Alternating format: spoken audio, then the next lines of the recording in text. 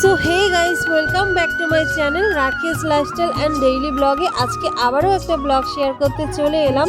তো এই ব্লগটা হচ্ছে যখন আমি বাবার বাড়িতে ছিলাম তখনকার, কিন্তু ব্যস্ততার কারণে পোস্ট করা হয়নি। তো যাই হোক, দেখো বাবার বাড়ির এই পেছন দিকটাই এখন চাষের জমিতে ধান লাগানো হচ্ছে। আর এই সময়টা কিন্তু বন্যা হয়, তাই দেখো পেছন দিকটায় এতটা পরিমাণে জল হয়ে গেছে। আর এই নৌকোটাও কিন্তু আমার বাবার। তো যাই হোক, বোন এদিকে আমাকে ডাকছিল, কারণ এক জায়গায় বেরোনোর কথা ছিল, তাই কিন্তু আমি বাড়িতে চলে এলাম। আর দেখো আমার ছেলে আর ভাই কিন্তু দুষ্টুমি করছে এই বৃষ্টির মধ্যে। তো মেয়েকে রেডি করাচ্ছি, এখন দুই বোনে মিলে মেয়েকে নিয়ে যাব চুল কাটাতে। আর জানো তো, মেয়ে জন্মের পর থেকে মেয়েকে চুল কাটানো হয়নি, মানে অসুস্থ চুলটা কাটানো হয়নি।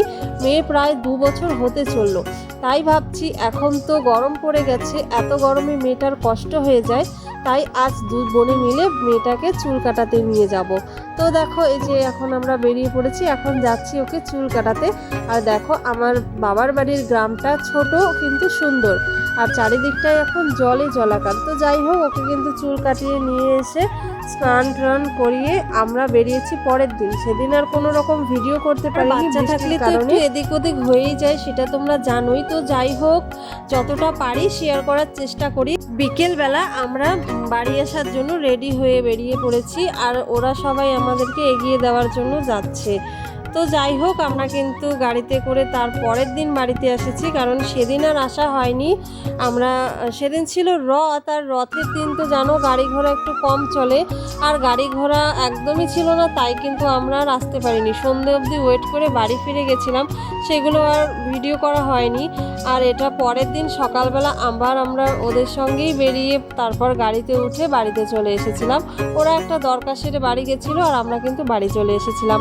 আর বাড়ি এসে দেখো কতটা পরিমাণে জামা হয়েছে। কোথাও গেলে তো জানো জামার পরিমাণটা ঠিক কতটা হয়। আর এই জামাগুলো আমি পরদিন ধুয়ে দিয়ে দেখো এখন মেলে দিচ্ছি। আর যেহেতু রোজ রোজ বৃষ্টি হচ্ছে, তাই কিন্তু জামা কাপড় শুকোচ্ছে না, অনেকগুলো করেই জমছে। আর ওই জামা কাপড়গুলো ভেজা থাকলে তো জানোই কতটা অসুবিধে হয়, বাচ্চা নিয়ে ঘরের ভেতর দিয়েই মেলে দিতে হয়, আর শুকোয়ও না। আর বাচ্চা থাকলে তো ডেইলি জামা কাপড় লাগে, তো কিছু করার নেই, বৃষ্টি তো হবেই, তাই না? তো যাই হোক, সেগুলোই এখন ধোয়া কাচা করে মেলে দিচ্ছি এদিক ওদিক। আর ছোট মেয়েটাও দেখো আমার কাজে হেল্প করে দিচ্ছে, ও এখন থেকেই কিন্তু আমাকে অনেকটা হেল্প করে। যেহেতু বাড়িতে আমি একাই থাকি ওকে নিয়ে, তাই আমি কি করি না করি সবটাই ও দেখে, আর ওগুলোই শিখেছে, আর আমার সাথে থেকে থেকে ওগুলোই করে আমার সাথে। তো যাই হোক, ভিডিওটা কেমন লাগলো অবশ্যই জানিও, আর লাইক কমেন্ট করে পাশে থেকো।